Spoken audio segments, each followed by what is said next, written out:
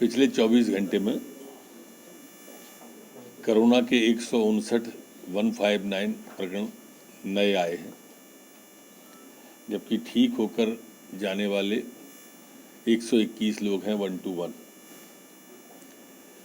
जो active case पिछले 24 घंटे में मध्य प्रदेश में आए वो 1245 हैं।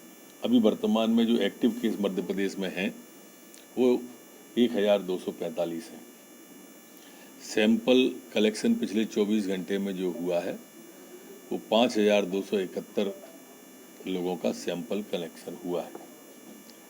संक्रमण दर वर्तमान में मध्य प्रदेश में 3.02 है, जबकि रिकवरी की दर हमारी 98.6 स्थिर बनी हुई है। पिछले 24 घंटे में एक पुलिसकर्मी संक्रमित हुआ है। वर्तमान में पुलिस के 5 एक्टिव केस प्रचलन में हैं। पिछले 24 घंटे में जो वैक्सीनेशन मध्य प्रदेश में हुआ है वो 76,603 लोगों का वैक्सीनेशन हुआ है। अभी तक कुल जो मध्य प्रदेश में वैक्सीनेशन हुआ है वह 12,13,98,297 लोगों को वैक्सीनेशन हुआ है। नहीं, लोकसभा का जो प्रस्ताव आया है अभी पूरा उसका अध्ययन हुआ नहीं है, पर अगर जो पढ़ने में आया है वो अच्छा है, ऐसी मेरी मान्यता है। और जो परिसर है वो वहाँ पर वास्तव में प्रदर्शन काय का, बाहुबल का क्या अर्थ है? वहाँ पर तो बुद्धि कौशल दिखाना चाहिए।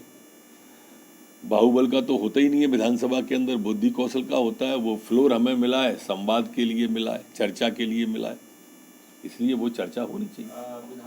डिग्गी तले अंधेरा, आपने पहले सुना होगा, दिया तले अंधेरा। हैरत की बात है कि जिस राधोगढ़ नगर पालिका से अपने राजनीतिक कैरियर की उनने शुरुआत करी थी, उस नगर पालिका में कांग्रेस को सिर्फ 3 सीटें मिली हैं और उसके बाद भी भाई खुश हैं।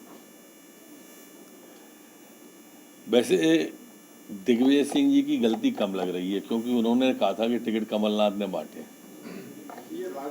और कमलनाथ ने बांटे हैं तो राजगढ़ में भी उनने ही बांटे होंगे, तो कमलनाथ जी के टिकट जैसे होना चाहिए वैसे निकले राजगढ़ में भी। लगातार मैं देख रहा हूँ कि पिछले 2-3 साल से हार की समीक्षा हो रही है। कभी जीत की भी करो, 28 की हुई तो हार गए, फिर 4 विधानसभा लोकसभा की हुई तो हार गए, नगर पालिका नगर पंचायत की हुई तो हार गए। भैया निकलो कभी जनता की सेवा के लिए, कोरोना में निकलो, बाढ़ में निकलो, तो जनता भी तो देखे आपको। कभी बीच में जनता की बीच जाना ही नहीं है तो हार की समीक्षा ही होगी। उसमें 12 डेड बॉडी मिली थी, 12 की 12 उनके परिवारों को सुपुर्द कर दी गई हैं। दुखद घटना थी। 7 महाराष्ट्र के लोग थे, 4 उसमें राजस्थान के लोग थे और 1 इंदौर के व्यक्ति थे। हमारी एनडीआरएफ की टीम भोपाल से वहाँ पर गई हुई है। अभी भी वो लगातार सर्च कर रही है कि कोई रास्ते में तो नहीं बैठा है, रास्ते में तो नहीं आ गया है।